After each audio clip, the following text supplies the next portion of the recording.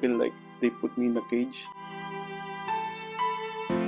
and then they confine me for 2 days. We can call him John, not his real name, an international student who now hesitates to seek support from medical professionals due to his past experiences. John is one of over 5 million Canadians diagnosed with mental health disorder each year, according to 2022 Statistics Canada data.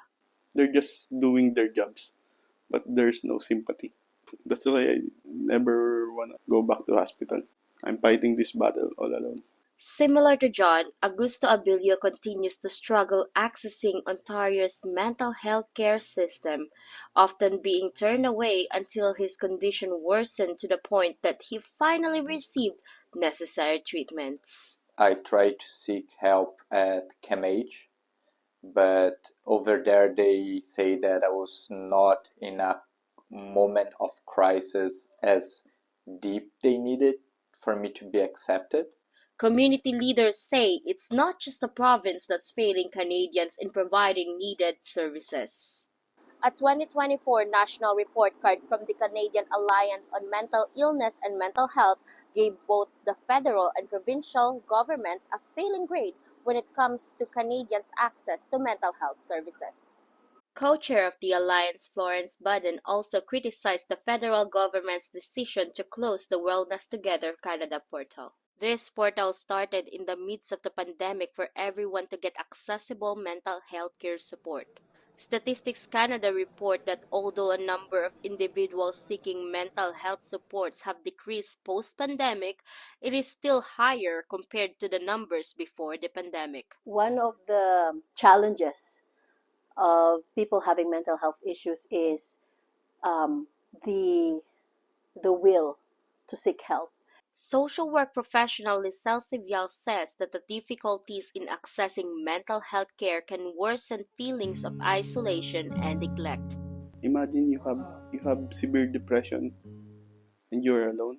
I was trying to harm myself, and my situation continues to go down and get worse. According to Statistics Canada, more than 200 Canadians attempt suicide daily, and about 12 of them die each day. Mental health disorders like depression, anxiety, trauma-related disorders often co-occur with addiction. That's Ari Daniel. He's a harm reduction advocate and the host of the podcast Addicts in the Dark. Daniel says that individuals who are experiencing mental health disorders can often use substances that may lead to addiction. So individuals may use substances as a way to self-medicate or cope with symptoms.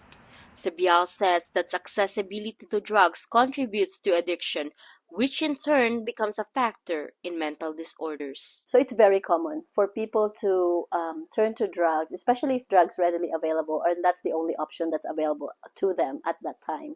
For some individuals, religious and spiritual beliefs may play a significant role in their decision to seek help for addiction. I come from like a Latin American culture that we are open to talk more about our feelings, but at the same time, there is a limit, there is a barrier of how much you can open yourself.